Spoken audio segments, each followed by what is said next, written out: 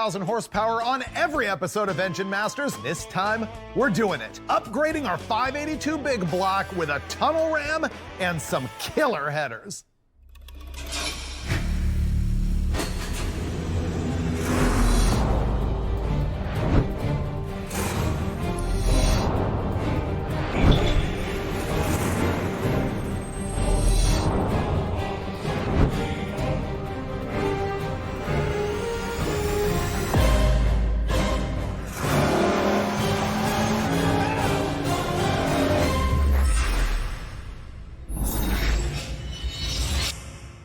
You know what the biggest problem is with having 800 horsepower in your Model A drag car?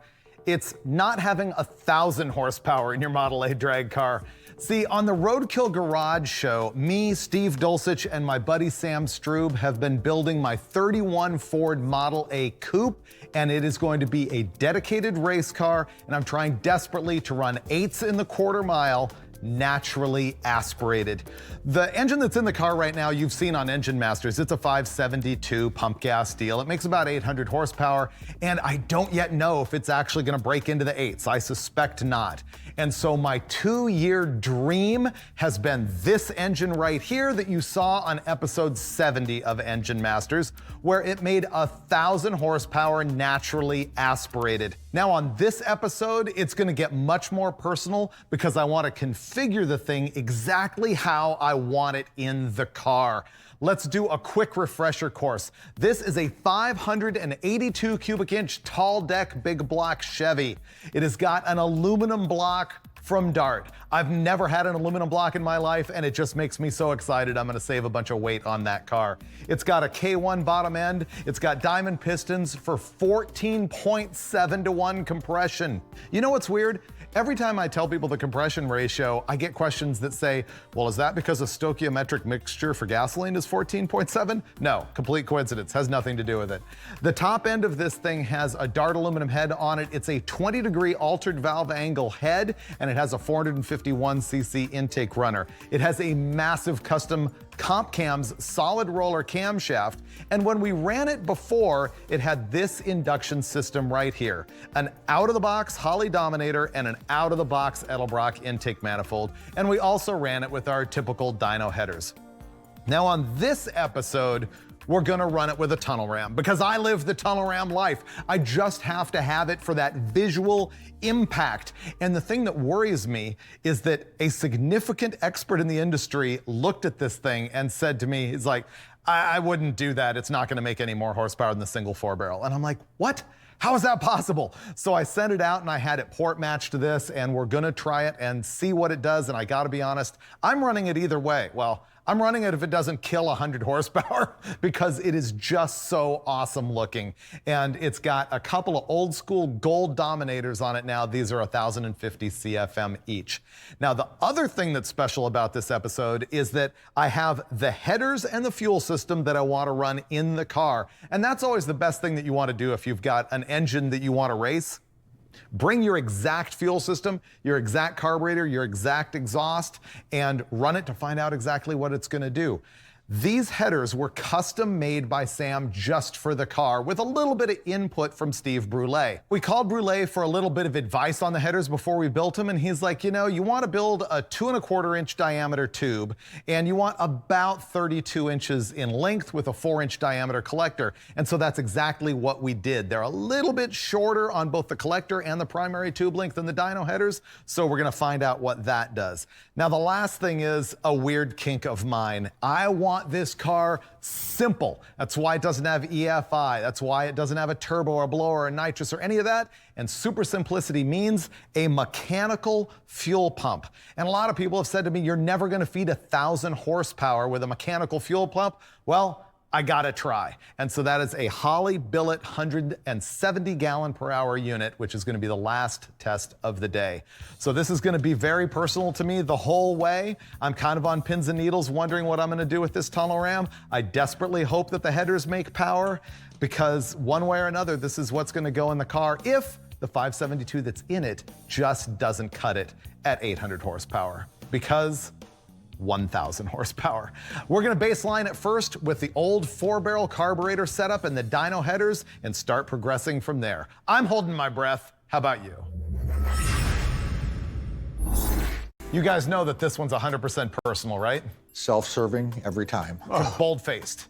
Yeah. There's no ambiguity this time. Not at all. Wow, not even a facade or anything. I need it to still make 1,000 horsepower, even though it doesn't have the vacuum pump on it, and I need to see it with the tunnel ram and with my headers, and that's all this episode is about, except for the mechanical fuel pump, which is really important to me. Important to you, but the least of our worries. It is the least of our worries. Yeah. My biggest worry is at the end of the day, it's not making 1,000 horsepower anymore. That's honestly my biggest concern. Really? You never know. I hope it will. Never know. So we're gonna fire it up and do our baseline just with the regular 4-barrel combination, no vacuum pump on it. It might make a little bit less than the last time you saw this thing on the show, but it's still gonna be greatness. Okay? Got it.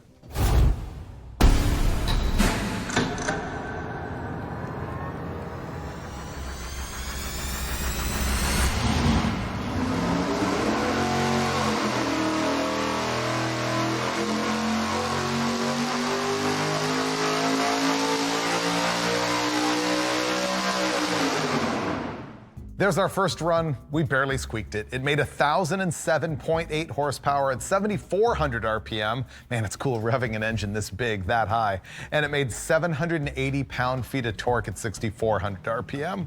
Okay, pretty good. Yeah, I think it's on par with what we saw the last time we ran this thing, given that there's no vacuum pump on it. And Yeah, I think the best run we had last time with pre-changing fuel was something like 1,015 or 17 or something right there. So we're right there. Yeah, so it's in the neighborhood. What do you want to do first, headers or tunnel ram? Oh, that's an easy one. Tunnel ram. Guess I didn't need to ask. 2 Dominators on a tunnel ram. See, you have to go for the monster truck guy when you say that. Oh, yeah. 2 Dominators on a tunnel ram. Coming right up. Let me grab this thing. Weighs like 100 pounds. Okay. All right, go ahead. You ready for going? Yeah.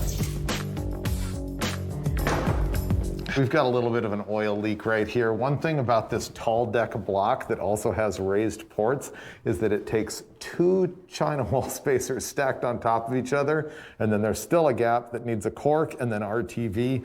It's just really hard to keep it good. And the main reason why we're not running that vacuum pump that we had in the prior episode with this engine is because when you induce a vacuum here in the valley, it sucks the silicone right in. And so that's why we weren't running it in this episode. We're gonna test fit it on here and figure out what to do about it. I was hoping that it would get close. Nope, we're still gonna have to have silicone. Okay. All right, I got this half. Yes. There we go.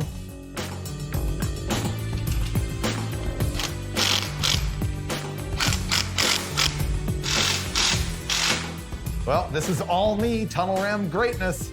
I hope this thing runs even half as good as it looks, because this is fantastic.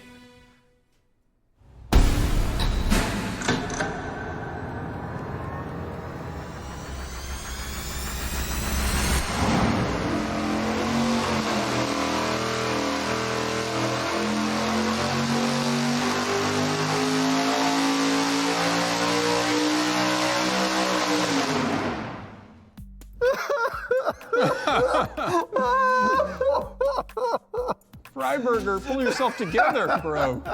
Did not do what I was hoping it would do. You told me so. Keith Wilson told us so.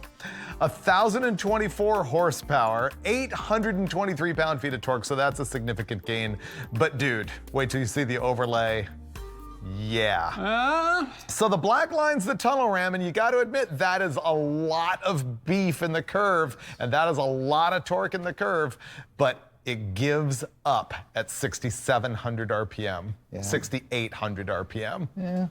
Yeah, it is just on the downward slope. That is too long of a runner and not enough airflow. Yeah, there's a compound problem on this thing because they've already extended the intake runner on the head by being that raised port 20 degree. Right. Now it's already an inch longer. Now you put this 9-inch long runner dart on it, I mean, it just gets really long. It's a really long intake runner, and as we've learned before, long runner means low-end power. Short runner tends to favor the high RPM, and nothing could actually spell that out more than No, this. ton of torque, and then just kind of up here at the top. On a typical kind of combination, if you saw that, like for a street engine, you'd go, oh, wow, the tunnel ram's way better because it just gets nipped out at the very top. But for a drag race application, I'm going to be driving from 6,000 up to and 7,500. I want to shift it at 7,500. Can we do average power from 6,000 to 7,500 and just see? The tunnel ram's still going to win. Yeah. I think with that converter that you're going to have in the car, I think it's going to be more like 6,500 to 7,500. You know, you'll shift it once and it'll drop back down to the converter and be right past in that 6,500 and up range. True. Yep. But we can absolutely average both. Yeah. I mean, we're looking at this, of course, in a strict drag racing application, and it makes a lot more power below 6,500 RPM. yeah. A lot. A lot. Yeah. But it's also kind of useless to me and gives me a traction problem. I would honestly rather have a little short runner on there that gave up some torque and gave me another 30 or 40, you know, at 7,000.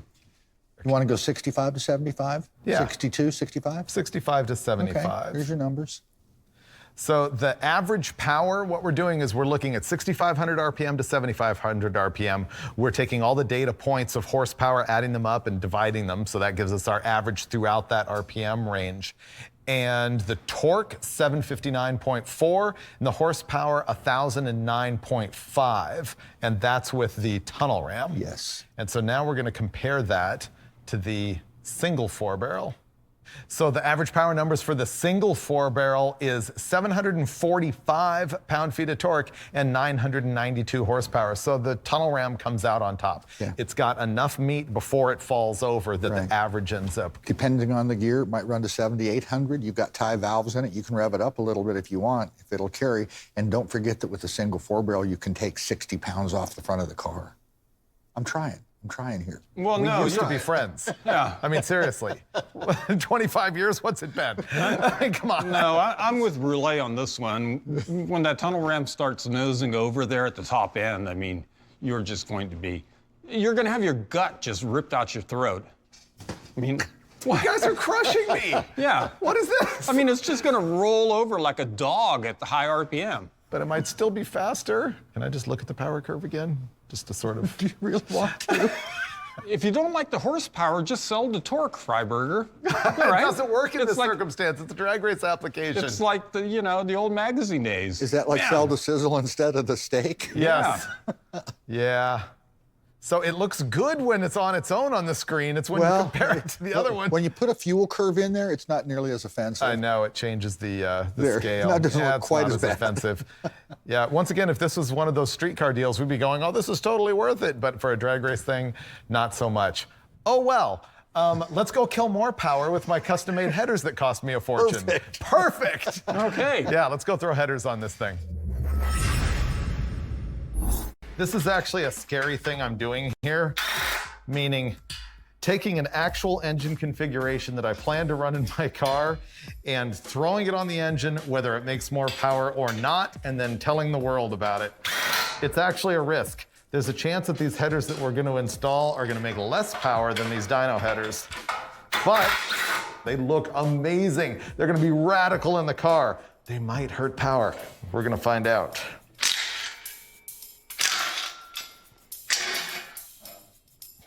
Trying to be super careful not to dent these because they have a lot of work in them.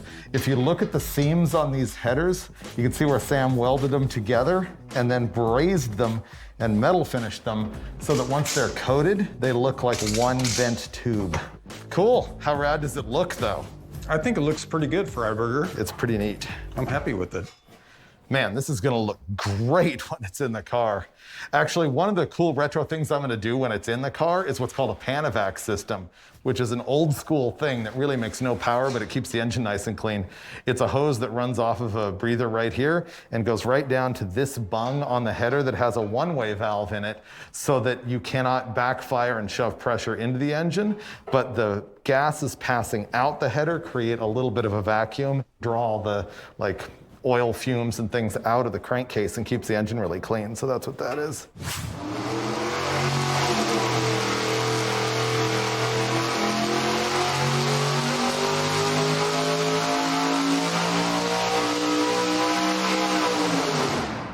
Whew, I'm super relieved. That was good. Yeah.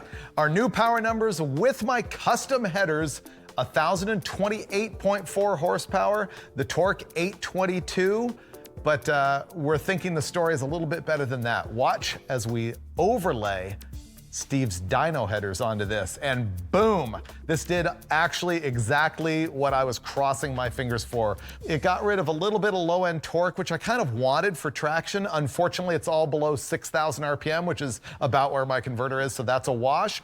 But it picked back up at the top end where the tunnel ram had actually lost power. Yeah, this is actually a real benefit there, and I think that's due to a little bit shorter primary, and of course the collector's a touch shorter too. Yeah. So I measured both headers. Your longest tube on your dyno header is about 33, 34. The shortest is about 26. Yeah. These are all rolling between 30 and 32. So it's in the neighborhood. The collector's a little bit shorter. That might be where the torque is. I think they're both, these are 2 1/4. Are yours 2 1/4? Yes, they are. Okay. So it could be partially the collector too, because we've got those 18-inch long extensions. Yeah. You know, whether it's primary or collector, that was the result you were looking for. So For your it's a good application, the way it carries past peak horsepower It's perfect. Yeah, that's what you needed to pick up a little bit of that. No, I'm actually really happy with that. That's much better. So much so, can we look at the overlay of the single 4-barrel with the dyno headers versus the tunnel ram with these headers? Because I want to see if the headers actually picked back up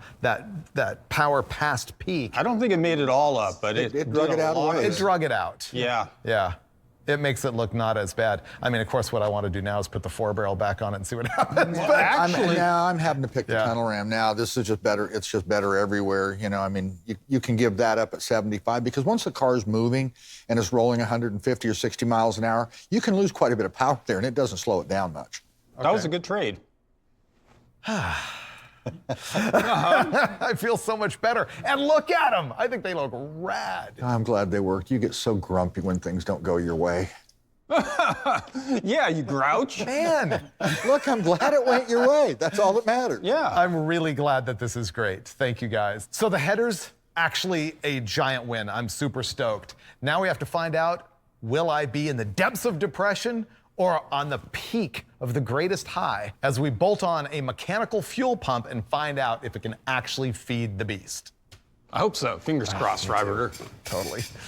You know, we're going to go to this clickety-clack mechanical pump. I really think the problem is Freiburger is, you know, at heart, he's kind of a boomer. And when it comes to circuitry and electronics and complexities of computers, he just loses it. So I'm humoring him. I'm going to help him install the mechanical pump. What we're going to install is a Holley mechanical fuel pump.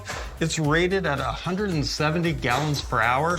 Theoretically, that should be enough to feed this engine. To find out for sure, we're going to have to bolt it on and test it.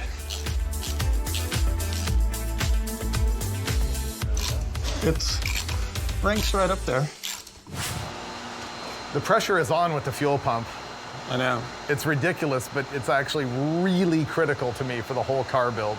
Yeah. I wanted simple. It's got to work.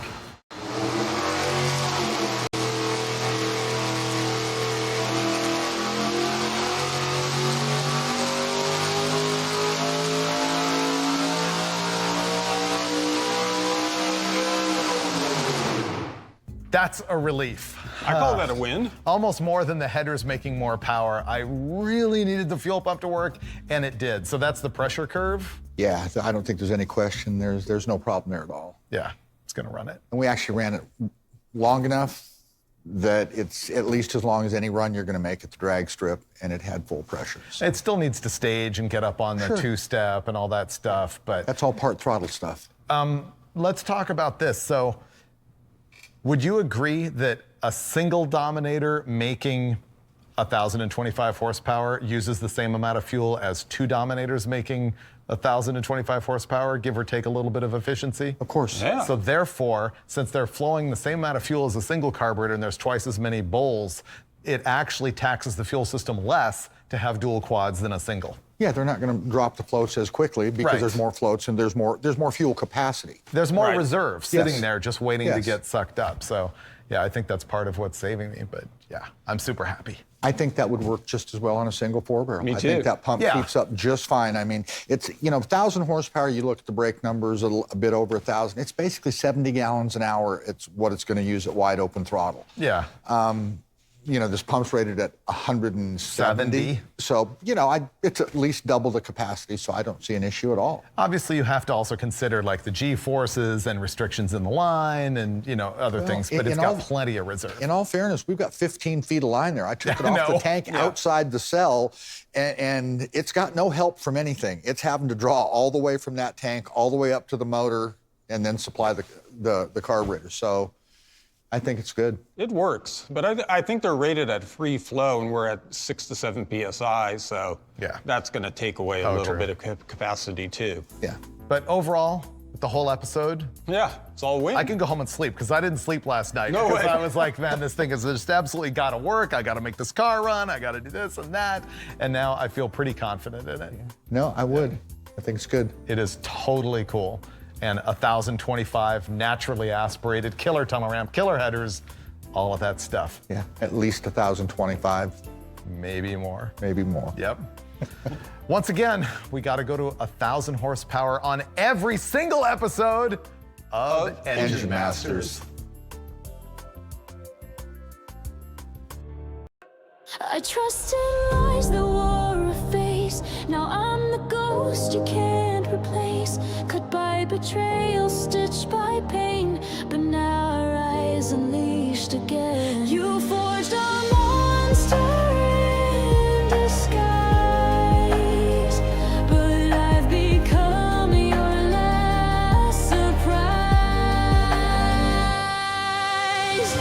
I've got a blade within, cutting through all your sins. I won't break, I won't forgive.